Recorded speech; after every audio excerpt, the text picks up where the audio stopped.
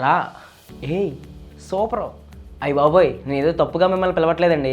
ఇవన్నీ కూడా ఒక never before never after hit సినిమాలని తెలుసా మీకు? ఇలాంటి క్రియేటివ్ సినిమాలు తీసిన కల్ట్ డైరెక్టర్ అండ్ యాక్టర్ మీకు గుర్తున్నాడా? అదేనండి మన ఉపేంద్ర.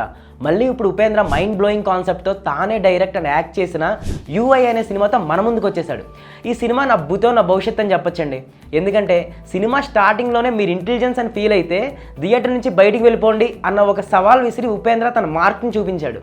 2047వ సంవత్సరానికి మన భారతదేశంలోని జనాలు కట్టుకోవడానికి బట్టలు లేక, ఉండడానికి ఇల్లు లేక, తినడానికి తిండి లేక, తాగడానికి నీళ్లు కూడా లేక, కేవలం డబ్బు బంగారం వంటివి మాత్రమే ఉన్న టైంలో ఎలాంటి పరిస్థితులు ఉంటాయి అనే కాన్సెప్ట్తో ఈ సినిమాని తీశాడు భయ్య.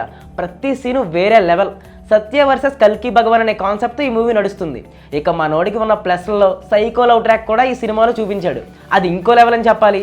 ఈ సినిమా మొత్తం ఒక ఎత్తు అయితే క్లైమాక్స్ మాత్రం మరో ఎత్తు. ఇప్పటి వరకు ఇండియన్ సిల్వర్ స్క్రీన్పై అలాంటి క్లైమాక్స్ మీరు చూసుండ్రు. ఈ సినిమా చూసాక ఒక్కటి మాత్రం అర్థమైంది భయ్య, ఉపేంద్ర థాట్స్లో సగం నాలెడ్జ్ కూడా మన డైరెక్టర్కి లేదనిపిస్తుంది. ఈ సినిమా చూసాక ఒక్క క్లూ కూడా ఇవ్వకుండా కథను నడపడం ఒక్క ఉపేంద్ర వల్లే సాధ్యమైంది అనుకుంటా. అంత డీప్ ఇంటెలెక్చువల్ మీనింగ్ ఉన్న సినిమా ఇది. నా సినిమా అంటే బ్రెయిన్ ఖాళీగా పెట్టుకుని వచ్చి ఎంటర్టైన్ అయ్యే వాళ్ళకి కాదు, కేవలం తెలివైన వాళ్ళకే అని చెబుతూ వన్ మ్యాన్ షోతో కుమ్మేశాడు ఉపేంద్ర. ఇంత చెప్పాక మీకు కూడా యూఐ చూడాలనుందా? మరి ఇంకెందుకు లేట్, టికెట్స్ బుక్ చేసుకోండి, మీరు కూడా తెలివైన వారని నిరూపించుకోండి.